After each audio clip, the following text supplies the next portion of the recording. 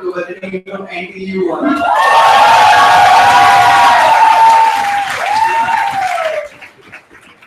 In closing government, we have Ateneo from Ateneo.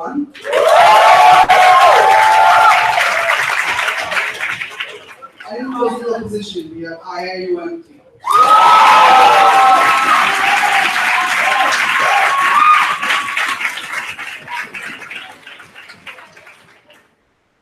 Judging this debate, we have Joshua Park,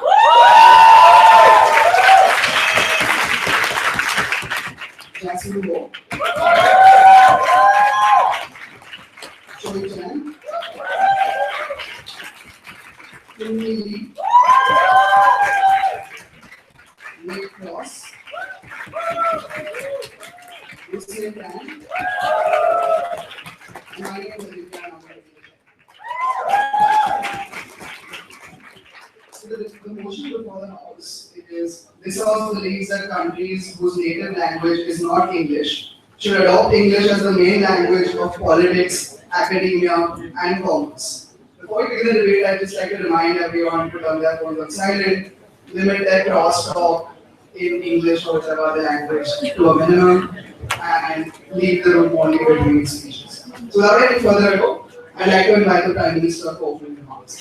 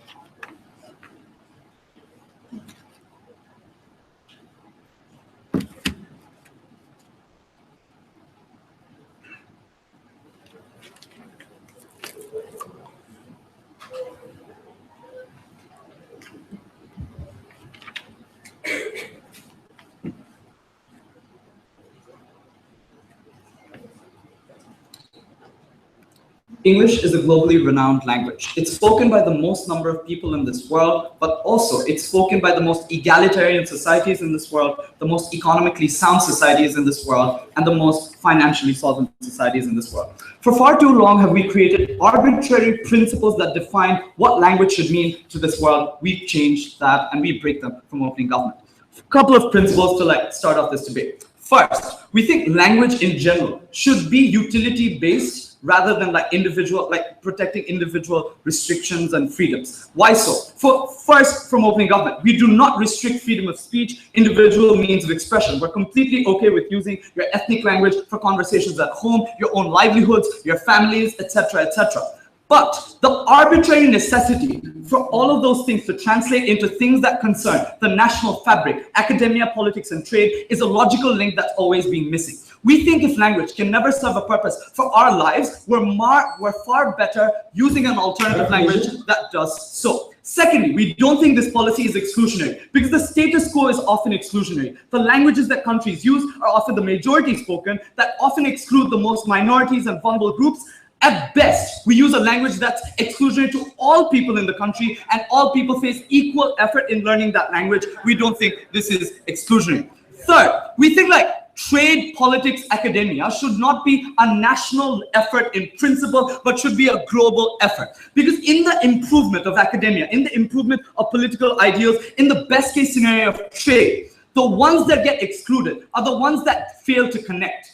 We, in principle, will show to you that the best way is to ensure a global effort for all of these factors in the world that systematically improve the threshold for all of these things. But fourth, We think we break the biggest problem that races in general face. Because the only division that exists in this world is due to you not being able to relate to other people. This happens because of things such as different skin colors. This happens because of things such as different clothes, different ideals, ways of life. There's no commonality between an African individual living in the Congo and someone in Asia or living in Russia. The one thing that can possibly connect all of these people and break those racial barriers is a commonality that exists in the way you speak, is in the language you speak. So for the first time ever, we're okay with breaking those racial arbitrary barriers for a barrier that connects all of these people. The conclusion of all of these principles are the status quo has an arbitrary over-glorification of ethnic language. We aim to break them for utilitarian benefits. Before that, yeah. Given that using the language is incredibly important to preserve culture in academia, don't you think that the propagation and preservation of your particular language is highly compromised in your side of the house? We don't understand the necessity of using one language to discuss and preserve another. We also don't understand why preserving that academia, it comes at the trade-off of all of the harms we're about to talk to you about in our speech. So, first, why is it so important? And at best, we're okay to bite the bullet and trade it off, even though we don't. We're okay to trade it off to a certain extent. Why is it so very important? Because we improve a lot of countries that are currently underprivileged in the status quo.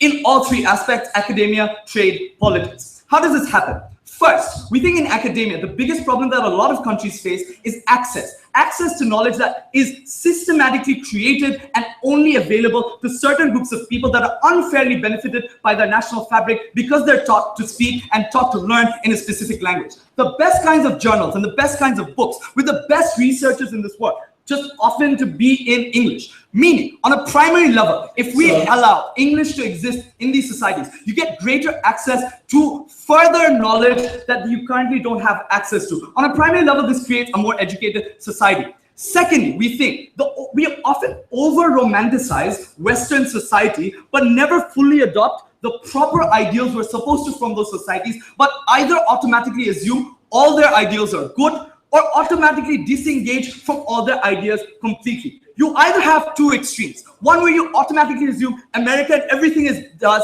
is great, or the other extreme where you automatically disengage from America because you're hostile, you're alien to them, you don't quite understand who these people are. So first, understanding academia in English for the first time ever allows you to critically analyze Western society, its values, and the way in which it improves its academia. Meaning, you're less likely to blindly follow Western ideals living in a conservative society in Asia, but also you're less likely to completely disengage from Western society because of arbitrary things such as a war that happened 200 years ago and you feel alien to them. Meaning, you create a connection that allows you to empathize and understand all of these societies. You understand what's wrong with their societies, but also what's right, and take the best out of that academia. But third, you allow joint effort into research and development. Because a lot of restriction to research and knowledge is the fact that you don't share that knowledge with other people and you have no means of sharing that knowledge. Meaning, you as an individual living in a village in Bangladesh are afraid of what a white person coming into your forest does to your forest because that's your source of livelihood. Having a means to communicate allows you to empathize with that. But more so, you're likely to create a joint effort between countries in improving the overall academia. Meaning, which in this way you allow the overall development of certain attributes and certain facets of knowledge in specific areas and across borders. Conclusion being, your best kind of academia is one that's a joint effort conglomerated between both. Trade, we think you form better ties and relationships when you're often allowed to communicate with people that you currently don't communicate with. You set up businesses and are easier to facilitate businesses when you have an incentive to set up in a particular area. When you know for a fact it's not completely alien to you and you have an ability to go into those areas. The worst case scenario in our world is these people who want to create trade, want to have ambitions, do learn English, but the problem with that is they leave their native country, lead to a brain drain, a capital flight, never come back. Because they feel like English has no space in their own country. They feel like it's something that has to be deserted for them to succeed in life. For the first time ever, we create incentives for these individuals to not see their own country as one they have to desert for their personal ambitions, but one they can incorporate into their daily lives, use as a means of improvement. But even in terms of politics, you create the best kinds of individual inspirations. When you follow the best ideas from abroad, relate to them, because you're also connected to this through the academia I talked about. You understand the nature of political parties, you understand the ideas that are behind them. The conclusion of all of this analysis is, you understand and you connect the world. That creates the best kinds of connected academia, trade, and politics. It's about time we broke arbitrary barriers that divide people. Very glad to do this.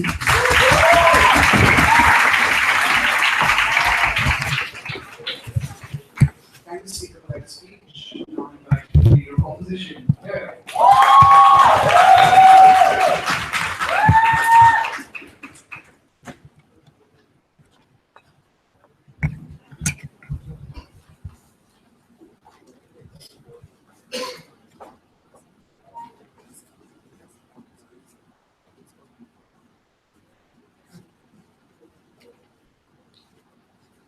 Madam Mr. Speaker, despite being in my 4th year of debating, I might stutter quite a bit in this speech, and that's an argument in favor of the opposition. Because we think the side that opening government wants to support is an exclusionary world in which people, in which the means of social mobility are blocked to people within the same country.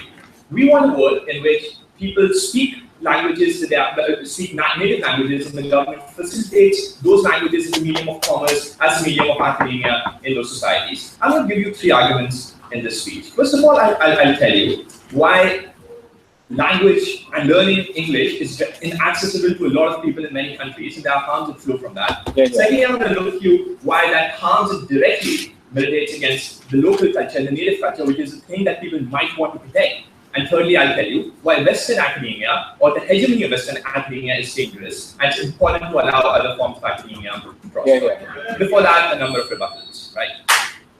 They said that language should be utilitarian. There shouldn't be other reasons for preferring language rather than utility. But utility can be a number of things, right? Often people derive subjective utility from being able to be part of a certain culture. They derive subjective utility from being able to communicate in the language they feel as their own and not have something imposed on them. So we think they can't just say that and say that economic benefits are the only thing that they want to talk about, right?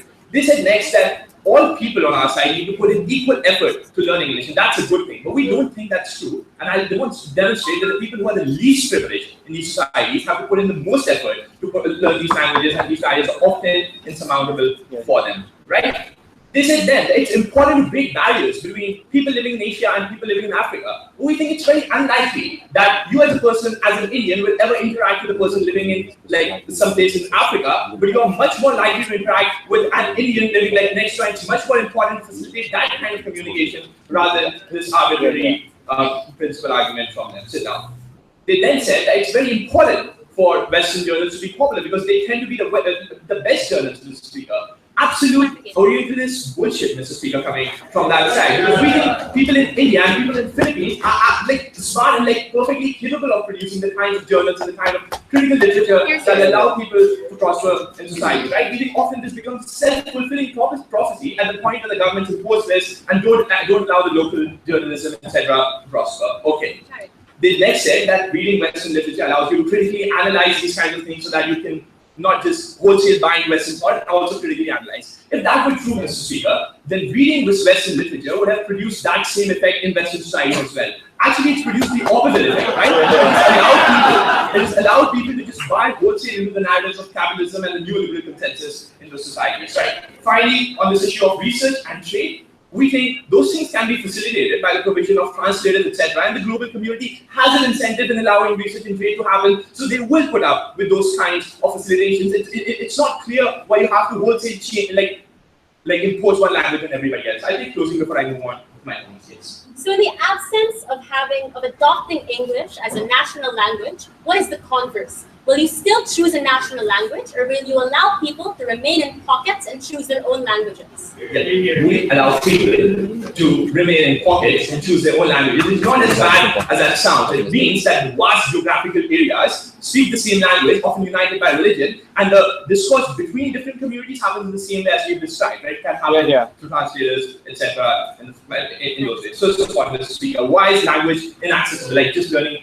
English inaccessible for a number of people, right? We think language is not like facts of the world that you can tell people at any age and they will just like be able to buy into it and be able to be experts in those fields. We think often children are just hardwired to be able to at a very young age, pick up language and learn language in a way that adults cannot. That means that to make adults like learn a language, which is a second language as a speaker, you have to put in vast amounts of effort in education. You have to you have to have like all English schools as a speaker, and that incurs huge costs for the government, which we don't think is often like very possible for the government to do, Mr. Speaker, right? We think you see the status quo in places down. No, I'm not going to take anymore. You see the status quo in places such as India, right? You've got often makeshift schools in Indian villages that aren't even able to get like any teachers to provide like, even basic school. It's one headmaster of the school who's teaching all subjects in those schools, Mr. Speaker, right? These are countries where like the government is not able to provide like proper food and like basic amenities for the farmers. How would you expect to allow an educational system that gets the best like English educated teachers who are teaching English, Mr. Speaker? And the thing is this, you don't really need just one English teacher in these classrooms to teach the English language. You often need every single person, the person who teaches mathematics, the person who teaches science, to also be educated in English, because we think that's the only atmosphere in which you are able to simulate the kind of environment people are able to learn language as a like very intimate thing, right? We think there are huge harms to this, Mr. Speaker. At the point that only the richest of your society are able to afford these kinds of things, we think you exclude everybody else, and there are huge harms that flow from that. First of all, Mr. Speaker, the first is the issue of elitism that happens in many countries such as India, right? We think people like Mitra look down upon me because I can't speak English in the same way that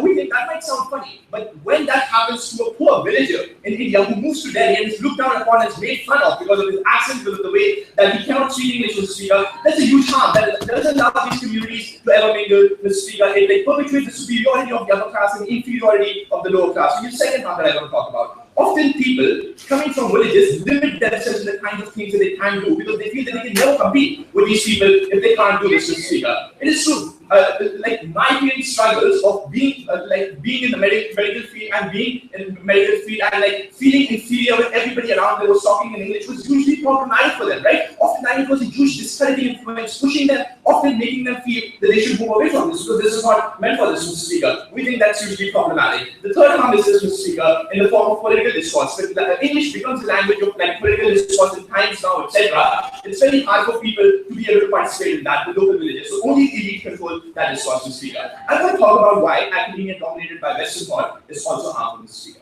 Because often, like, you need to like support academia of the local language, etc., to allow it to persist, to allow it to preserve, right? That side doesn't do that and only wants Western academia. The first harm of that is just this less diversity of thought in the world, right? It's only Western philosophers who are dominating the entire like academic thought, and you don't read of people like clinched or Chanakya, who are important Indian philosophers who have thoughts that can match those kind of things, like that comes from unique experiences of these people. So we think that is like firstly in and of itself that diversity is good. But secondly, Western thought is bad because it perpetuates structures of capitalism, etc. As we see empirically too. But I just want to talk more about that very shortly, folks.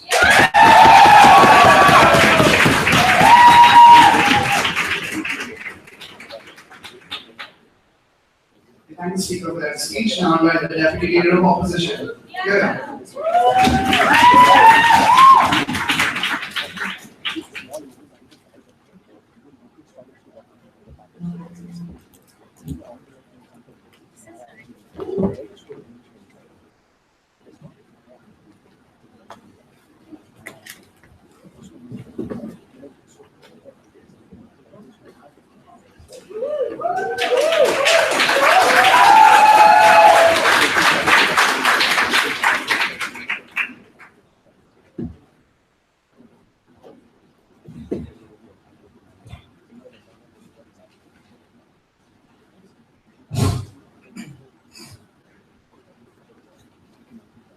The opening opposition has never shown us how in a world where we don't prioritize English in academia and all the main facets of our daily lives, how elitism, which is based on your fluency in English, is ever likely to go away.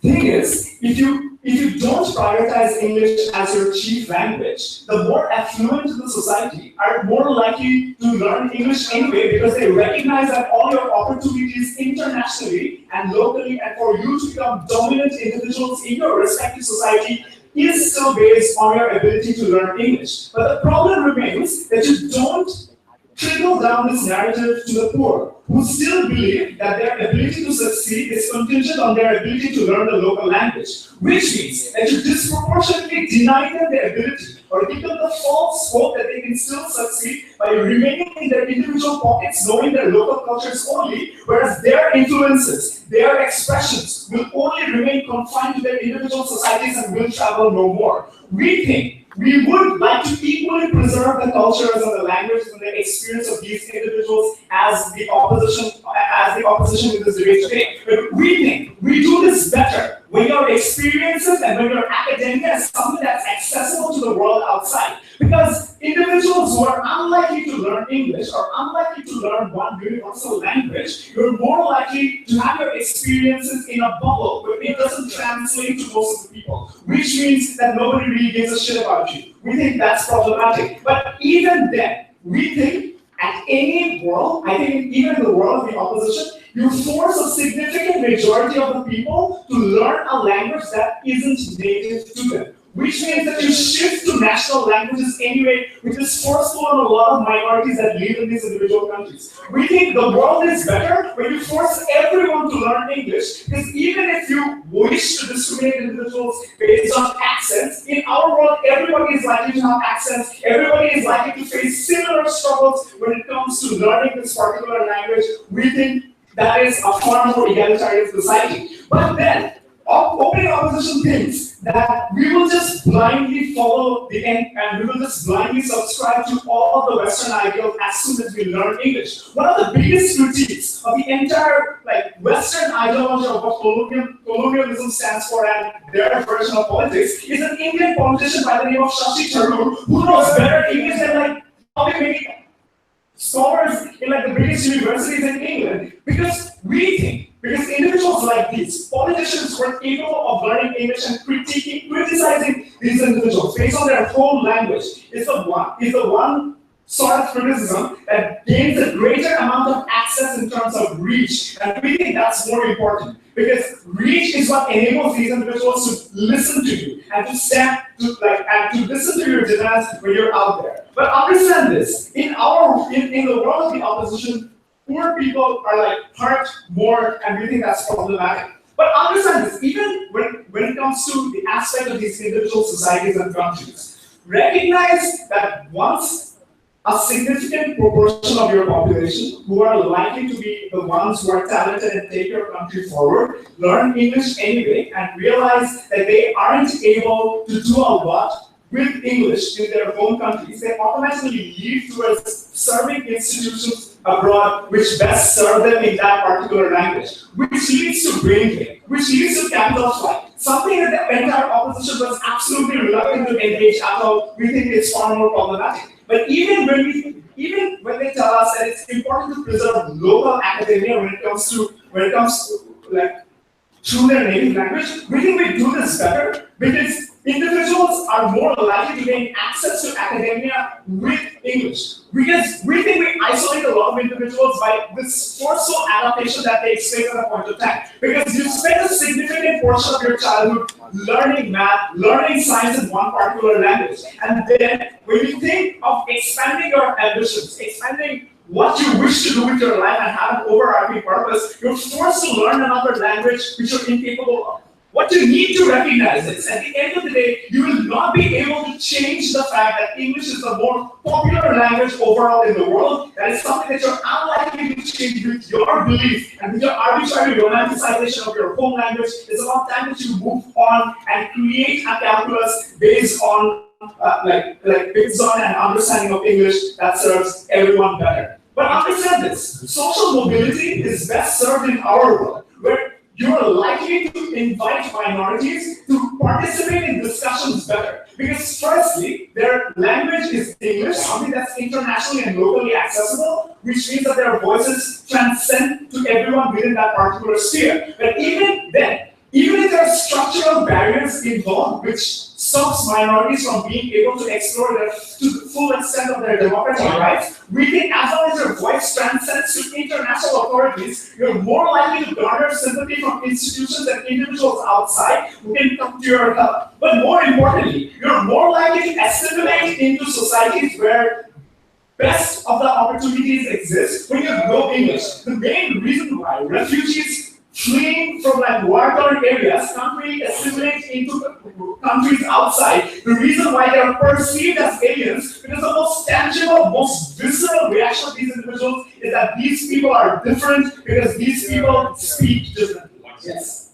French philosophers such as Sajid, Foucault, Derrida have been able to heavily influence their thought, even though they weren't primarily writing in English. Why don't you think the same can happen to all of the other developing societies? Because we think that the overarching ability of these individuals to have their voices transcend to international community is something that's limited when they don't learn English. We think that's a hierarchy that we have created because of the solvency of certain communities who already know English. And since you can't solve this disparity overnight, the best way is to have your versions translated to English, or you place better effort in learning English, because that is what enables these individuals to go outside. So at the end of the day, what has the opening government proven to you? We think the inability or like an overarching prioritization of your local language makes you reluctant to learn English, which is a more internationally accessible language. Which means that you have which means that communities and individuals force you to stay away from the biggest of opportunities that are out there, force you to stay in your individual pockets because they make you romanticize about something that doesn't really have any value. We shift that discussion to one that is based on a utilitarian calculus. We increase social mobility and we preserve cultures better, because in our world,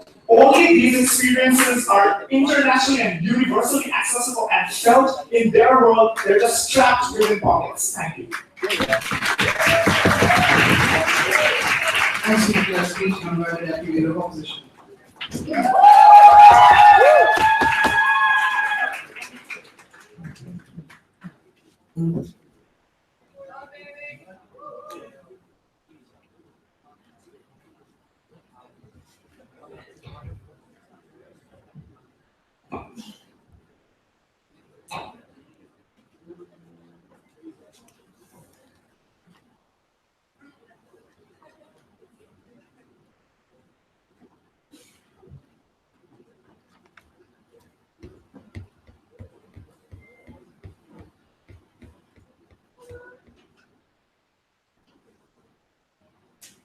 Mr. Speaker, three things in this speech. Firstly, inaccessibility and how it causes stratification of society. Secondly, continuation of Western behaviors and Western thought onto local nations. And lastly, domestic politics and whether it gives any voice to people within that country.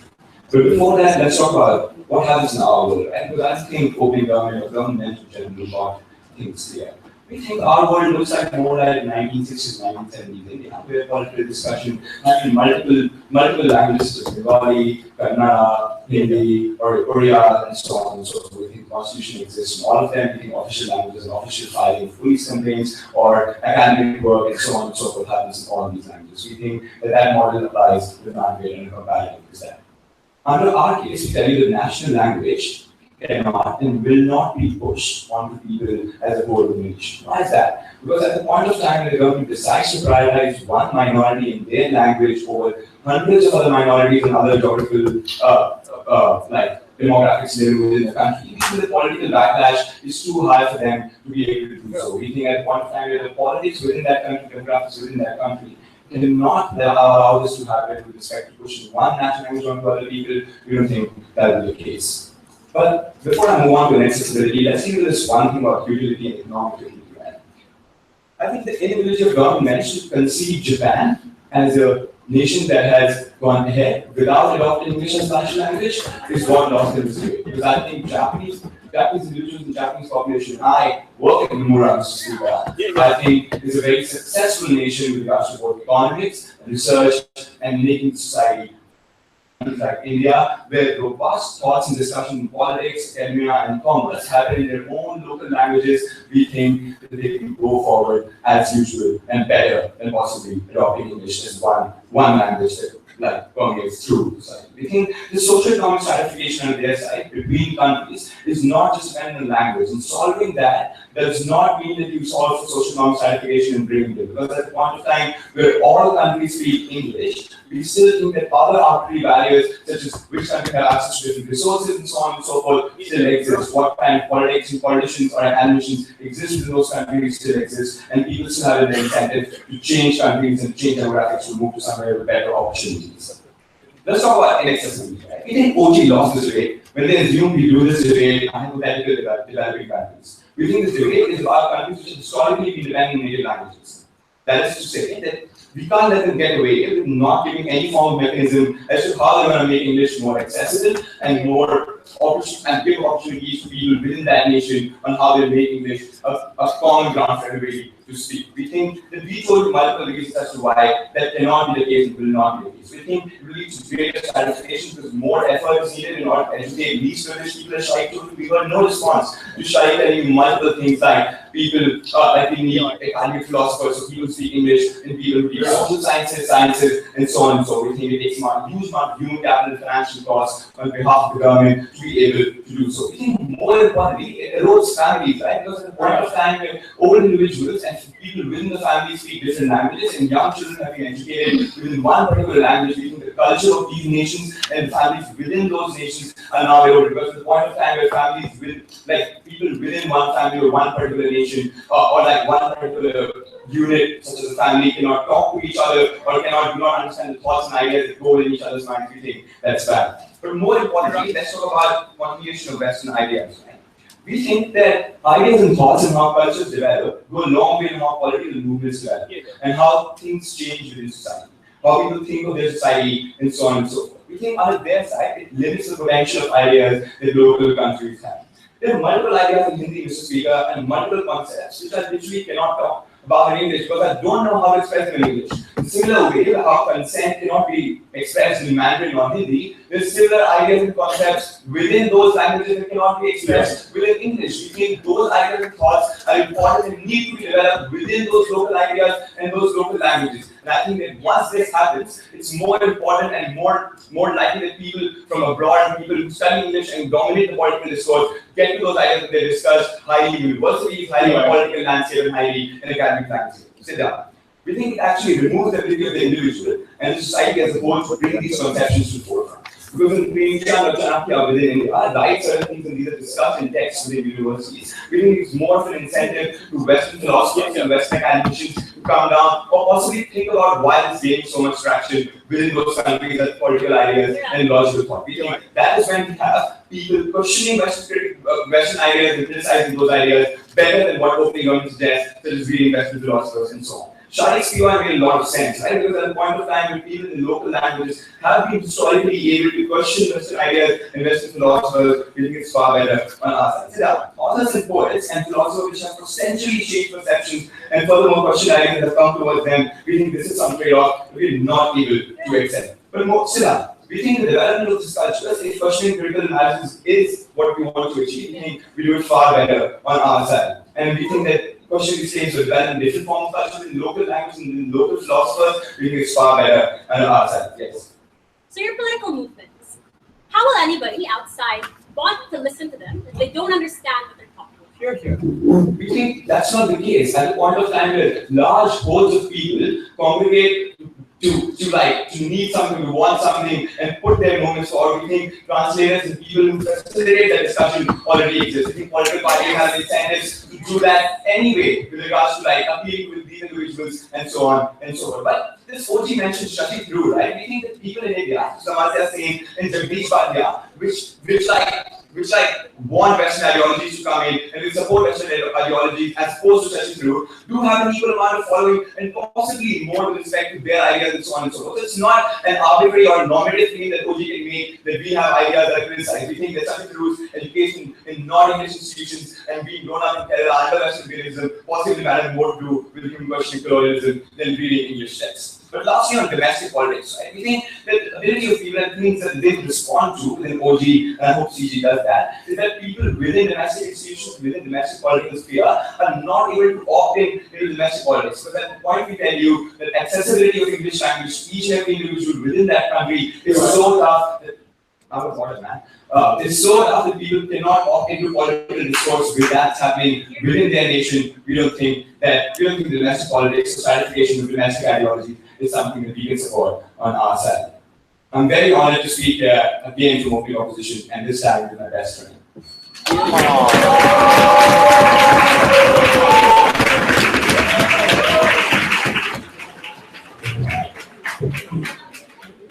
Thanks for that speech. That marks the end of the open house debate. Now I invite the member of government to start the closing round. Here we go.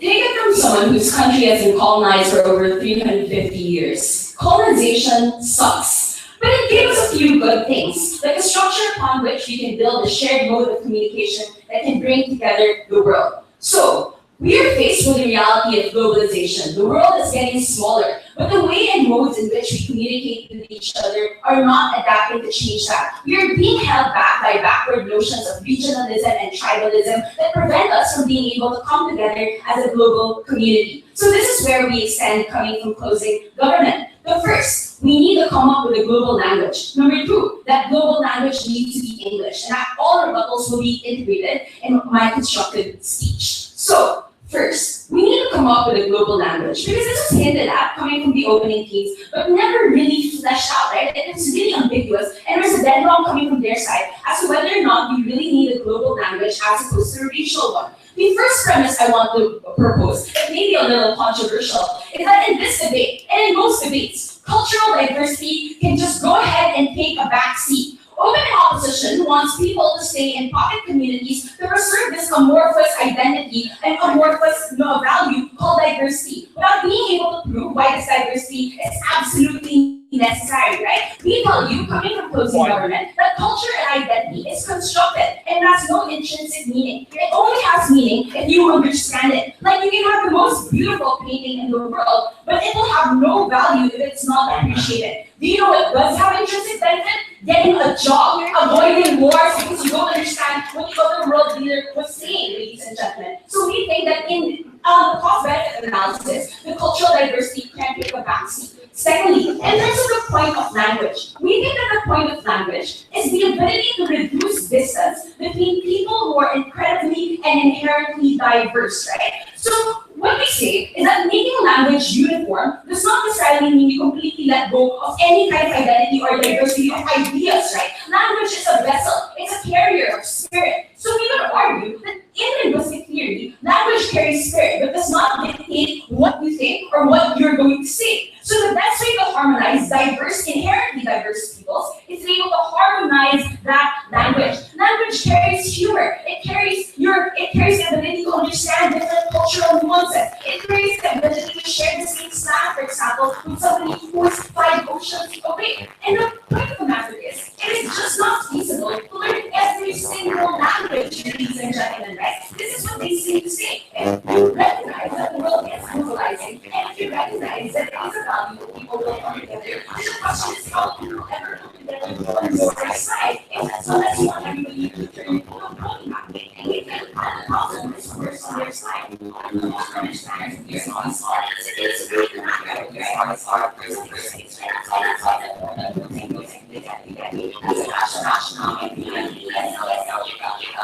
It's possible to see what's in the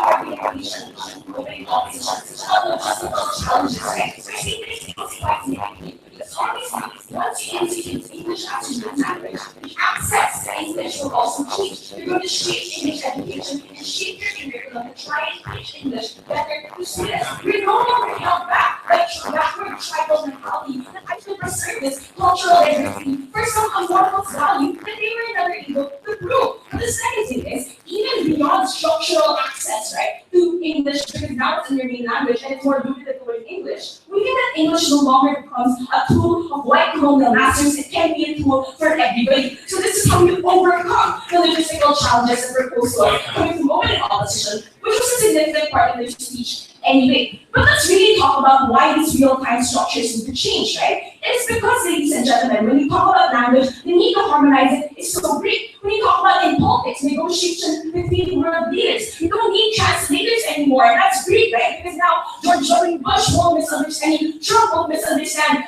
Kim Jong-un if he says he wants to launch a missile, but actually he just wanted to host a Sunday dinner party, ladies and gentlemen. Or in terms of domestic politics, right? When it comes for the Philippines, for example, we have multiple dialects in our country, and domestic politics is really hampered because national politicians only speak the language of the capital. When you harmonize everyone's language across the board, you're able to make sure everybody's able to learn. Moreover, in academia, when you talk about knowledge transfer, that's what you really want. Derrida and Foucault were translated from the French, right? We think that is a concession, that you need to change structures to be able to allow people to access that knowledge in the first place. Or even in terms of commerce, right? To be able to give a job. Why would a foreign direct investor, it's harsh to say, but why would he invest in you if he thinks he won't be able to understand you, right? Why would he engage in negotiations with you if he thinks he won't be able to understand you? So we think being able to harmonize people in a globalized world is absolutely important, or else you'll always need mediation on your side. You're always going to be lost in translation. Opening. People have often gone to wars and given up their lives to preserve their culture. Why should Ateneo one's conception of goodness be forced on them rather than post-subjective experiences?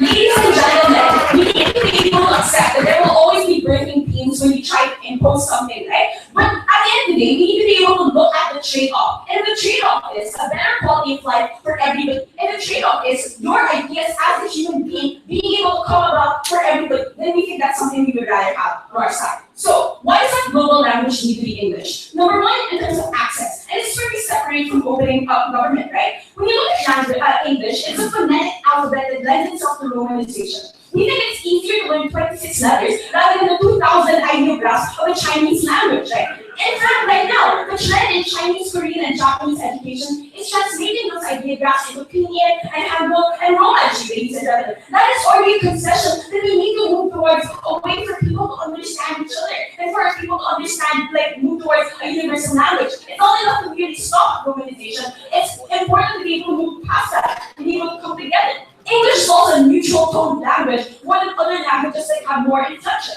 Secondly, English is also a more buildable and dynamic language. The Oxford English Dictionary tries it's the fastest growing dictionary in the world, ladies and gentlemen. Not because it allows for greater diversity and greater dynamism in the words we're able to use. But last trend is the emergence of accepted accents, right? For example, Singlish, which are positive trends towards showing that English can shape itself to be relatable and to be nuanced. So particularly the cultural diversity, that's what we really want to happen. But at the end of the day, the most important thing to do is to make sure that people are able to access language and people are able to harmonize languages. That's the best thing to do for the entire world and for all nations. Thank you.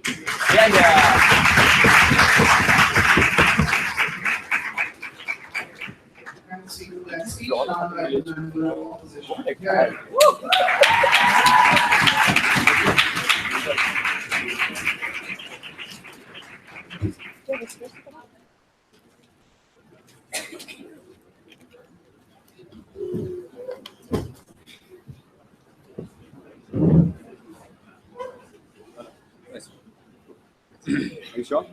Yes.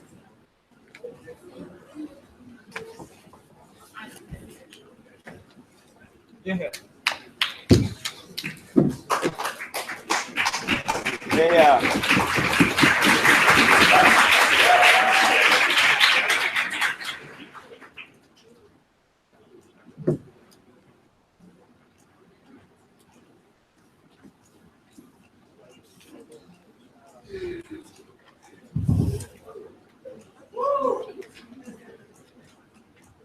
We think it's important that in God's world, to opt into international commerce and experience any measure of success, you have to use the language that British soldiers cried before they raped your grandmother. You have to use the language that British soldiers cried before they slaughtered your brethren. That is not the world I want native individuals to have to live in. What has happened in this debate so far? OJ has stated a broad narrative of how the languages should primarily be treated as a form of utility. CG wants a global language and gave us a linguistics class. I don't know if that's true or not, linguistics, or why English is a particular unique form of language used on the surface. CO will end this debate by telling you that colonial societies, marked by imperialism, adopting the language of your oppressors is akin to the suicide and premature end to your prospects as a nation. Two things in my speech now. One, the principal argument in our extension, and two, native languages as a form of utility. So what, on the principal argument, of stance that we think it's morally important for colonized nations to experience the brunt of imperialism to adopt English. Let's look at the principle first. Here's the reality. The vast majority of the countries that we're talking about in this particular circumstance have been colonized by British. I'm sorry, white people to the right of me. These are nations such as Gabon, these are nations such as Malaysia, Faroe Islands, for instance. These are nations that Britain has particularly ventured into. Second, let's identify particularly what languages mean to people. Let's just make it very clear. I think it's disgusting that government side can run away with the idea that language should primarily be treated as a form of utility. We think these people derive immense benefits from seeing language as a form of identity and particularly to that, right? But how do we extend all these particular circumstances? One, we think oftentimes the specificity of the language is oftentimes spiritually tied to how you identify yourself. This means Bantu Nigerians, for instance, use their language to pray their own particular gods. This means Amazonian tribe use the Wasi language to use their own language to praise the trees. These people end up using their own languages to derive spirituality for themselves. And we think that's incredibly important insofar as it leads to their own self-actualization as identity. But two, oftentimes these things are born through generational culture. This means that it's oftentimes disseminated by your grandparents, by your grandmother, telling you, singing lullabies in your native languages. We think that in and of itself is something that we must absolutely prize in this particular debate. This is tied wholly to culture, independent of utility. No, thank you, sir. What happens when you use English, the language of those who colonize your people? Given the visibility of English in their world, recognize one, people have very little ability to opt out. Given that in their particular circumstance, opting into English necessarily means the difference between employment and unemployment. That means that individuals on the ground have very little ability to opt out to begin with. But two, recognize that it forces individuals to use language that oppressors use as cries of war before they engage in battle with their parents in general. Even the oppressors use to plant them with resources of the nation in the guise of favorable trade liberalization in general. We think that's incredibly bad, and it's important that their policy creates that. We think this is a principal argument and we should pass independent of the consequences. And this is also how I respond to CG. Because they will know that people's culture should be perceived as a form of utility, right?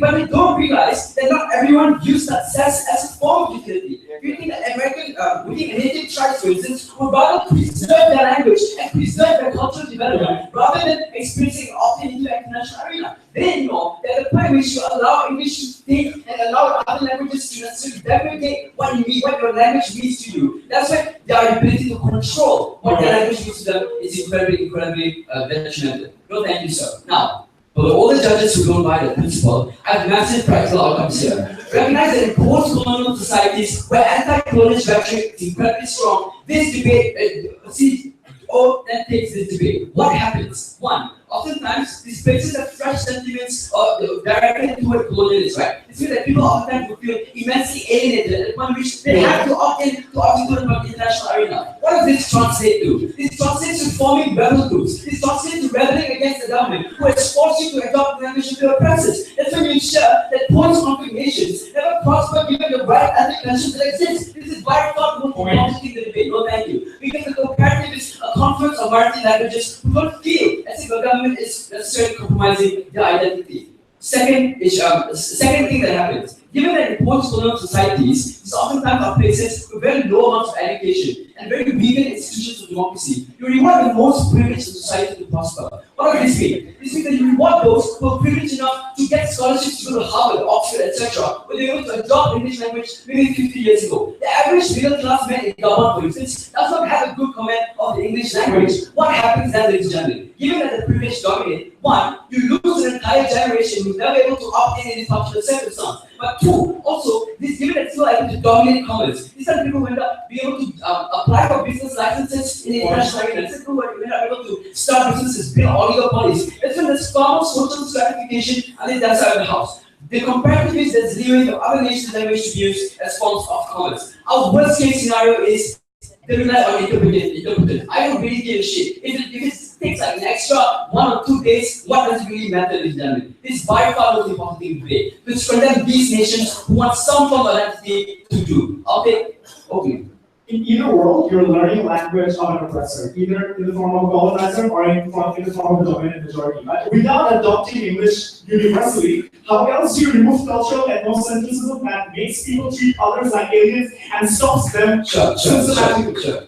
We disagree. We think that people can still be able to identify themselves and still opt into commerce by identifying their own native language. We don't think it's that big of a deal in this particular debate, given that interpreters and translators actually act as a mediator in this particular circumstances. Second, native languages is a form of utility. OG says they want people to be able to access knowledge and it's imperative insofar as it allows these people some form of knowledge. One, right? Just I already told you that interpreters and the variations of journals in this particular circumstance, right? Harry Potter literally translated to 97 languages. I don't think that's big of a deal. But two, and I think this is the bigger question in the debate, because recognize that this debate is a comparative between poor people being forced to accommodate the rich, poor people being forced to learn English language, as opposed to the rich and privileged being able to accommodate the poor. I think that's far more important. I think in this particular circumstance, we have to prioritize the weaker parties in this debate. We have to prioritize the poor, underprivileged individuals who are never able to opt into English to begin with. We think that their side of the house necessarily has those harms. We think our benefits, insofar as they are forced to opt into those languages, is far better. Before I have my speech, I want to thank those who helped me fulfill my dreams. Mubarak, Mayor, Sarah, Sharif, Shida, and of course, a beautiful partner, Sajid Wasi. For the last time, IIUM is very proud to host the Krabi Asia.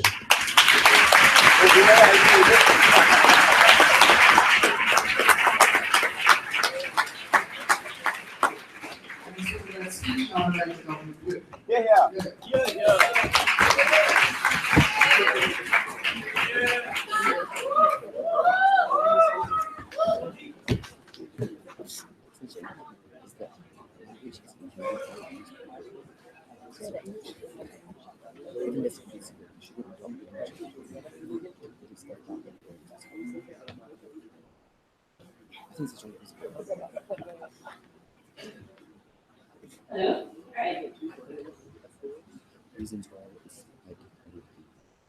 The Noli Me Tangere was the book that sparked the Philippine Revolution. For the longest time, it was understood only by the people within our borders. But once it was translated to English, the world finally had a chance to turn their heads towards us and listen. Ladies and gentlemen, the benefits of adopting English do not just go one way. What Kat explained to you is that the benefit is also that you can now translate their culture into something that is understandable to the rest of the world.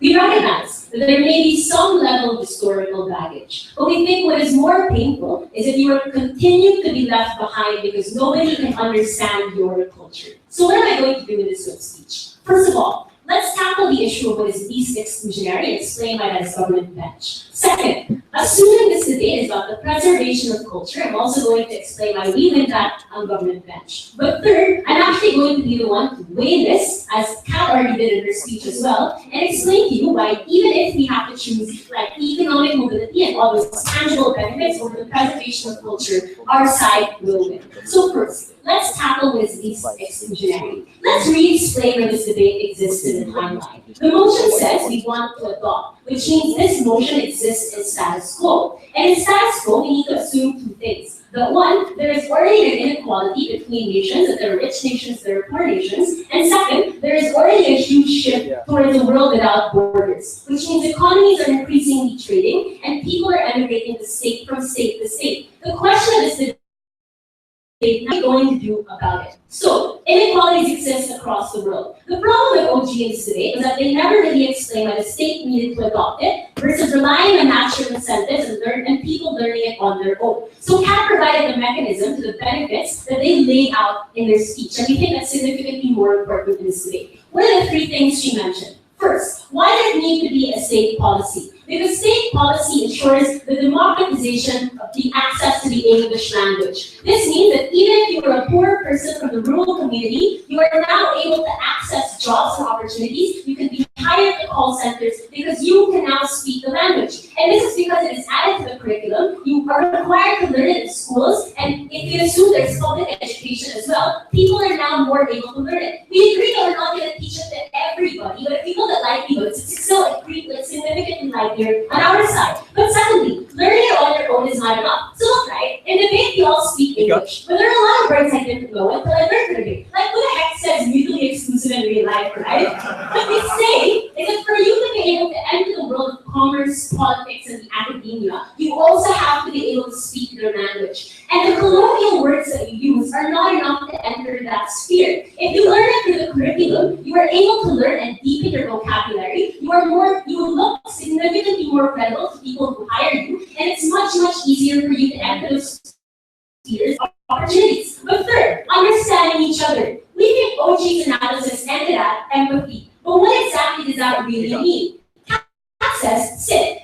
It's that language carries culture, and culture is necessary to bridge gaps. Then we think the best way to bridge people from distances all across the world is to show them that they have the same experiences. And that's brought by the humor involved in the English language, the slang that you have in the English language. Like if someone across the world can understand pabebe, that's already great enough for me to be able to relate to them, even if that's a word that usually only Filipinos speak. The ability to empathize comes from the experience carried by language, and that's an exclusive benefit that can't talk to you in this debate. But why is it significantly better than their model? Because if you look at it, their burden, they wanted to defend the preservation of language. On to the second issue now. But if you really look at it, their side kind of dilutes their benefit as well. They say that one, you want everybody to learn every single language in the world, which we say is quite infeasible, and let's say that in a bit. But secondly, they also want translators. If that's the case, if you want people to translate other languages, then your burden is also shrink, because there's so many things that then can get lost in translation, right? You don't perfectly preserve culture. So even if they try to defend this, they never really explain why they defend culture in its purest form, which is what they want to do at the end of the day. But why is preservation of culture significantly more likely on our side then?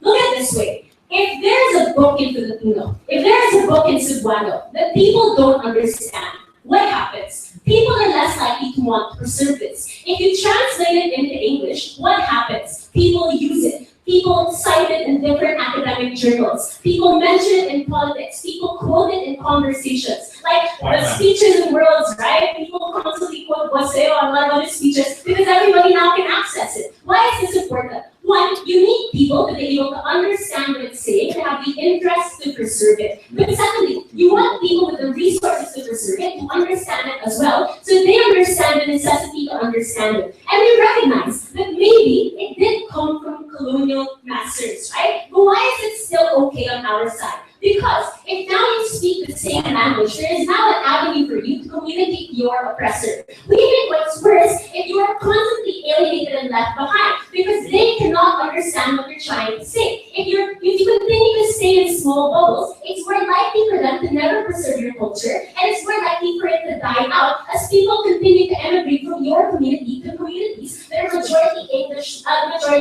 speaking. But why is this infeasible? We think if you realistically look at it, people cannot learn every single language that has ever come into existence, right? If realistic, psychologically speaking, it's only possible for people to learn 2 to 4 languages. You say that things will be lost in translation, presumably because those concepts and ideas are not present in the English language. And you can see that ideas and concepts will not be able to be expressed in the English language. No. What I was pointing out was, one, you don't fulfill your complete benefit. But the second thing I was pointing out was, even if that's the case, we say it's totally fine anyway. So why is it infeasible? You have to preserve time, resources, and other priorities in your life, right? Which means it's impossible for you to prioritize getting a job, moving somewhere else, and at the same time also learning every single language in the world. Realistically, there are thousands, even millions of languages, and it's impossible for you to expect everybody to learn it. But last, why is it then more important for economic mobility over preservation of culture? First of all, right, coming from CAP is the most tangible benefit you can expect. They say some people may want to preserve culture, but that's not enough. First of all, the great majority of people would rather get more economic mobility, so we protect the common good. But secondly, our side is the more objective benefit. The reason why you want economic mobility is because it gives you access to a greater number of choices. That's something that the preservation of culture will not always promise you. This means if you have education, you can get a job, you can make friends, you can move to another country, but that's something the other side cannot offer you. So, because we wait and even try and go off to their benefits, we think that CG ought to take this away. Thank you.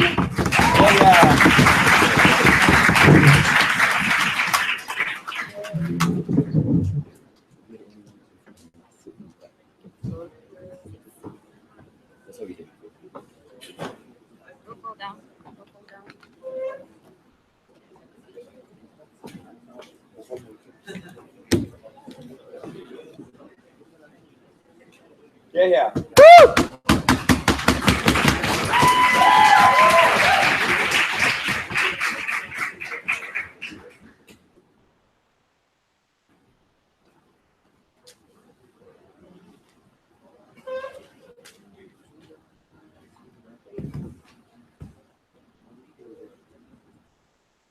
Hello?